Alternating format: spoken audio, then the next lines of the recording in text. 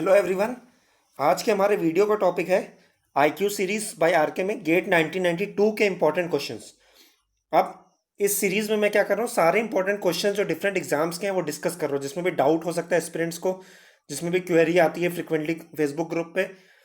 तो ऐसे क्वेश्चंस को ढूंढ के मैं डिस्कस करूंगा इस आईक्यू सीरीज में। तो आज का जो हमारा टॉपिक है वो गेट 1992 के सारे इंपॉर्टेंट क्वेश्चंस जो भी मेरे को लगते हैं वो मैं डिस्कस करूंगा।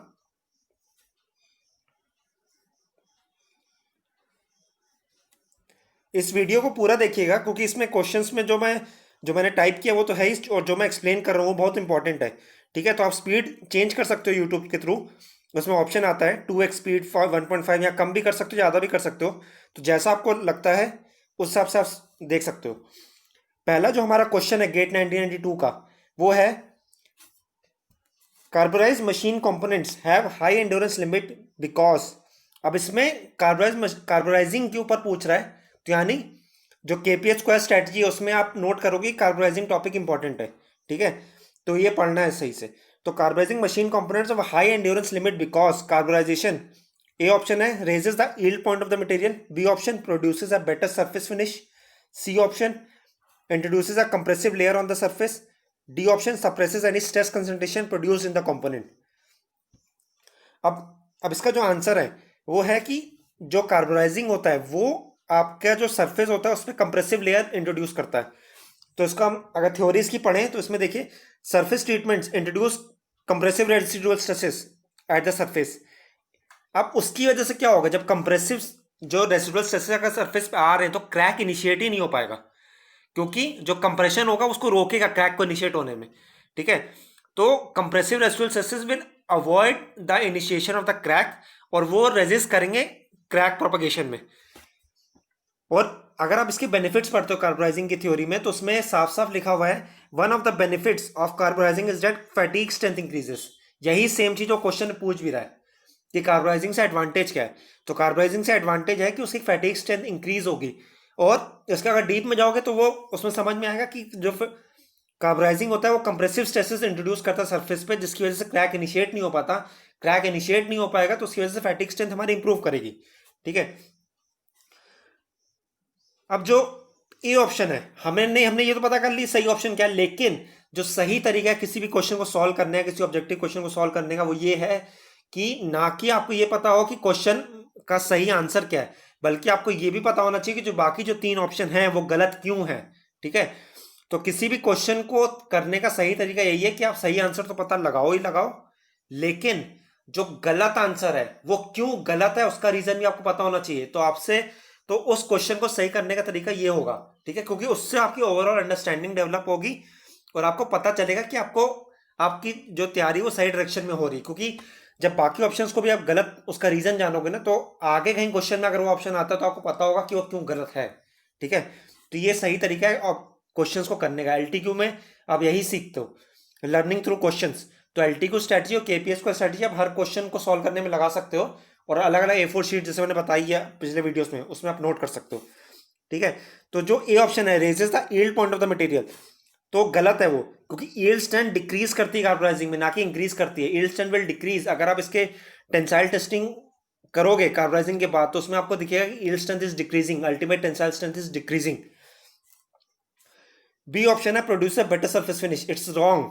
सरफेस फिनिश अच्छी नहीं होती कार्बोनाइजिंग के बाद, सरफेस फिनिश पुअर होती है, उसको हमें फिर से उसकी फिनिश इंप्रूव करनी पड़ती है। सी ऑप्शन जो था वो सही था, वो हमने ऊपर डिस्कस कर ही लिया। डी ऑप्शन जो है suppresses any stress concentration produce in the component. Stress concentration depends करता है स्ट्रेस रेजर्स पे जो कि प्रेजेंट होते सरफेस पे। ठीक है, कार्बोनाइजिंग सप्रेस नहीं करेगा स्ट्रेस कंसंट्रेशन को। ठीक है, कार्बोनाइजिंग जो होता है स्ट्रेस कंसंट्रेशन के आफ्टर इफेक्ट्स को, अगर स्ट्रेस कंसंट्रेशन से क्रैक प्रोड्यूस होता है तो उसको कंट्रोल करेगा, ना कि स्ट्रेस कंसंट्रेशन को कंट्रोल करेगा। स्ट्रेस कंसंट्रेशन जो है वो कॉज है, जो उसका इफेक्ट होगा उसको कार्बोनाइजिंग हेल्प करेगा। जैसे अगर स्ट्रेस कंसंट्रेशन से आपका क्रैक प्रोड्यूस होता है तो आपका जो कार्बोनाइजिंग वो आपको हेल्प करेगा क्रैक इनिशिएट आगे ना कर पाए, प्रोपगेट ना कर पाए। ठीक है, तो ये जो क्वेश्चन है आपको समझ में आ गया होगा। इसमें हमने बेसिकली हमारा यही है कि जो सी ऑप्शन वो सही है क्योंकि कंप्रेसिव लेयर उस पर इंट्रोड्यूस होता है, और बाकी जो ऑप्शंस हैं वो गलत है। अब सेकंड जो इंपॉर्टेंट क्वेश्चन है गेट 1992 का, वो ये है, a manufacturer of rivets claims that the failure load in shear of his product is 500 plus minus 25 Newton, this specification implies that. अब इसमें दोनों चीजें हैं कि ये जो नोटेशन है 500 प्लस माइनस 25 न्यूटन, इसको आप बोल सकते हो मेट्रोलॉजी का है, जिससे रिलेटेड है। और ये जो क्वेश्चन है ये पूछ रहा है कि स्ट्रेंथ जो है रिवेट की अगर ऐसे डिनोट करी गई है 500 प्लस माइनस 25, तो उसका मतलब क्या है। ठीक है, तो सिंपल है कि इसकी जो रेंज है फोर्स की वो होगी 500 प्लस 25, और दूसरी रेंज होगी 500 माइनस 25। ठीक है, तो हमें पता है 500 प्लस 25 इज 525, 500 माइनस 25 इज 475। तो यानी जो उसका शेयर लोड वो झेल सकता है न्यूटन्स में, वो 475 से लेके 525 तक झेल सकता है। ठीक है, यानी 475 से कम नहीं के लिए वैलिड नहीं है और 525 के ऊपर वैलिड नहीं है। ठीक है, तो इसमें जो ऑप्शन ए है वो राइट है, no rivet is weaker than 475 newton. अगर मान लो ये रिवेट 400 पे टूट जाता है, ठीक है, तो वो गलत है। ठीक है, क्योंकि उसने बोला कि 475 से 525 के बीच में ये लोड झेल सकता है, तो 400 वाला लोड तो झेल ही लेगा। अगर 475 का झेल सकता है 400 वाला भी झेल लेगा। ठीक है, और अगर 475 से 525 के बीच में ही है तो यानी 550 वाला नहीं झेल पाएगा। ठीक है, तो कोई भी रिवेट जो है वो 475 से वीकर नहीं है, कोई 400 वाला जो न्यूटन लोड है वो 475 से कम है, तो यानी कोई भी रिवेट 475 से वीकर नहीं है और 525 से स्ट्रॉन्गर नहीं है, क्योंकि जो स्ट्रेंथ है वो मैन्युफैक्चर ने बता दिया है कि 475 से 525 के बीच में। यानी अगर मैं 550 का लोड लगाता हूँ या 600 का लोड लगाता हूँ तो वो रिवेट टूट जाएगा, तो यानी 525 के ऊपर मैं लोड नहीं लगा सकता। यानी कोई भी रिवेट 525 से स्ट्रॉन्गर नहीं है और 475 से वीकर नहीं है, नीचे की तरफ वीकर आएगा और 525 के ऊपर स्ट्रॉन्गर आएगा, यानी ज्यादा लोड झेल सकता है, यानी ज्यादा स्ट्रॉन्गर है, कम लोड झेल पा रहे हैं यानी वीकर है। ठीक है, और बी ऑप्शन है standard deviation of strength of random sample of rivets is 25 newton, false. कि जो क्योंकि जो इसमें जो स्टैंडर्ड डिविएशन होता है, जब स्पेसिफिकेशन होता है, यूजुअली 3 सिग्मा लिया जाता है, तो अगर हम ये डायरेक्ट ऐसे बोलते standard deviation of strength of random samples 25 Newton, वो गलत होगा। ठीक है, क्योंकि हमें पता नहीं उसने क्या नोटेशन यूज किया, 2 सिग्मा यूज किया कि 3 सिग्मा यूज किया। C option, there is equal probability of failure strength to be either 475 newton और 525 न्यूटन, गलत। ठीक है, क्योंकि इक्वल प्रोबेबिलिटी की बात कर रहे हैं, पता नहीं है कि जो 475 से 525 की जो स्ट्रेंथ है उसका ग्राफ कैसा है, हो सकता है गॉसियन की तरह हो कि मतलब मैक्सिमम जो मटेरियल है वो उसके मीन पे आ रहा हो। ठीक है, तो मैक्सिमम जो पार्ट्स हैं वो फेल होंगे मीन के अराउंड। ठीक है, और जैसे जैसे आप दूर जाओगे 475 से 525 के मीन से, तो उतनी नंबर ऑफ पार्ट्स जो दूर की स्ट्रेंथ पे फेल होंगे मीन से अलग, वो कम होते जाएंगे। ठीक है, D option, there is approximately 2 to 1 chance that the strength of a rivet lies between 475 to 525 Newton. अब हमें डिस्ट्रीब्यूशन ही नहीं पता है 475 से 525 न्यूटन के बीच के जो पार्ट्स का डिस्ट्रीब्यूशन है, किसकी क्या स्ट्रेंथ होगी। ठीक है, तो हम ये बोल ही नहीं सकते। ठीक है, तो सी ऑप्शन भी गलत है, डी ऑप्शन भी गलत है, बी ऑप्शन भी गलत है, ऑप्शन ए इज राइट। अब ये बहुत ही इजी क्वेश्चन है, थ्योरेटिकल क्वेश्चन है, 1 मार्क्स की क्वेश्चन जो मैं अभी तक मैंने सारे डिस्कस किए इंपॉर्टेंट क्वेश्चंस।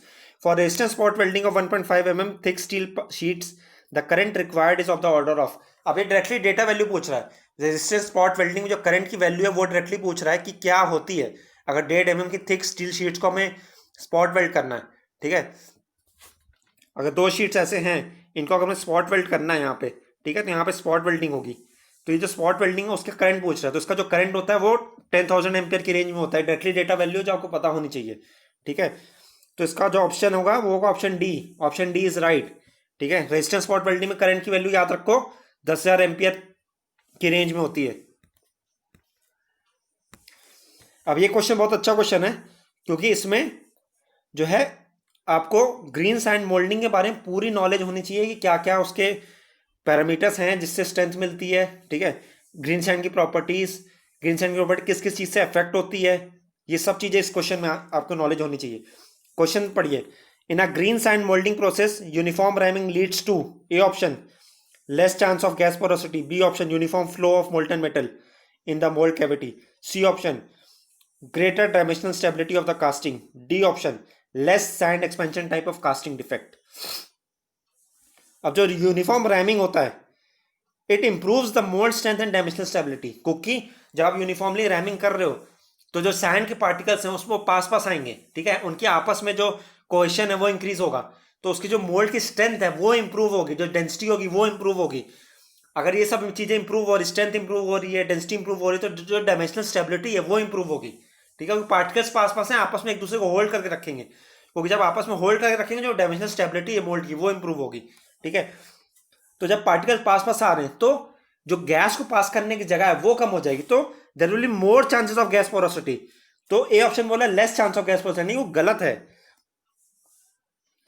बी ऑप्शन बोला uniform flow of molten metal into the mould cavity. अब जो फ्लो ऑफ मोल्टन मेटल है वो डिपेंड करेगा डिजाइन ऑफ कास्टिंग पे। कहीं पे थिन सेक्शन है तो वहां पे मेटल आसानी से फ्लो नहीं कर पाएगा, ठीक है, और ये इस पे भी डिपेंड करेगा फ्लूइडिटी ऑफ मेटल पे, क्योंकि जितना उसका पोरिंग टेम्परेचर हाई होगा उतना फ्लूइडिटी ज्यादा होगा, तो मेटल जितना फ्लूइड होगा उतना वो आसानी से थिन सेक्शंस में घुस पाएगा, ठीक है। तो डिजाइन ऑफ कास्टिंग पे भी डिपेंड करेगा और जो फ्लूइडिटी है मोल्टन मेटल की उस पर भी डिपेंड करेगा फ्लो ऑफ मोल्टन मेटल, ठीक है। तो यूनिफॉर्म रैमिंग जो है वो मोल्ड की प्रॉपर्टी है, और अंदर जो कास्टिंग की जगह बनेगी और जो मेटल फ्लो करेगा वो यूनिफॉर्म रैमिंग से कंट्रोल नहीं होता है, क्योंकि वो तो अंदर खाली जगह बन गई, ठीक है। अब उसमें कहाँ कहाँ पे थिन सेक्शन है, कहाँ पे इंट्रिकेसीज है कास्टिंग में, ठीक है, और मेटल घुस नहीं पा रहा है क्योंकि उसकी फ्लूइडिटी कम है, यहाँ सेक्शंस बहुत थिन है, ठीक है। तो रैमिंग जो है वो उसको नहीं कंट्रोल करता, फ्लो ऑफ मोल्टन मेटल को, ठीक है। तो यानी बी ऑप्शन जो है वो गलत है, ठीक है। सी ऑप्शन देखिए, greater dimensional stability of the casting, ये राइट ऑप्शन है, जैसे मैंने पहले भी एक्सप्लेन किया, ठीक है। डी ऑप्शन जो है less sand expansion type of casting defect, तो sand expansion type of casting defect is not due to ramming, ramming पे नहीं डिपेंड करता है sand expansion type of casting defect, ठीक है, क्योंकि सैंड एक्सपैंड कर सकती है अगर आप गैसेस को जगह नहीं मिल रही निकलने की, ठीक है, तो सैंड के जो एक्सपेंशन टाइप ऑफ डिफेक्ट है वो आ सकता है, ठीक है। तो रैमिंग से नहीं रिलेटेड है ये, तो ऑप्शन डी इज रॉन्ग, ठीक है। तो हमने सारे ऑप्शन देख लिए, जो सही ऑप्शन है उसका रीजन भी देख लिया, जो बाकी गलत ऑप्शन है उसको भी देख लिया। The thickness of blank needed to produce by power spinning a missile cone of thickness 1.5 mm and half cone angle 30 degrees is। अब ये जो स्पिनिंग का क्वेश्चन है, ये क्वेश्चन अभी रिसेंटली भी आया है गेट में, लास्ट के 1 या 2 साल में, ये आप चेक कर सकते हो स्पिनिंग का क्वेश्चन, लेकिन ये वाला क्वेश्चन नहीं था, उसमें ब्लैंक की लेंथ पूछी थी। अब इसमें जो फॉर्मूला हमें यूज करना होगा वो होगा T F equal to T sine alpha.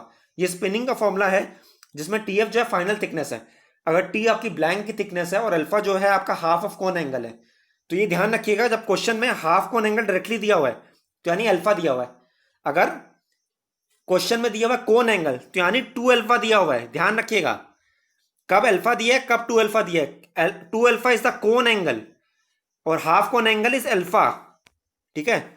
तो यहां पे half cone angle directly question में दे दिया गया है, और जो फॉर्मूला यूज करना है स्पिनिंग का वो है T F equal to T sine alpha. T F is the final thickness after spinning, T is thickness of blank before spinning, और अल्फा तो मैंने बताई थी हाफ कोन एंगल है। तो जब टी आपको पता है बोल रहा है कि आपको थिकनेस ऑफ ब्लैंक निकालना है, ठीक है, तो फॉर्मूला लगाइए T F equal to T sine alpha, T equal to T F upon sine alpha, ठीक है।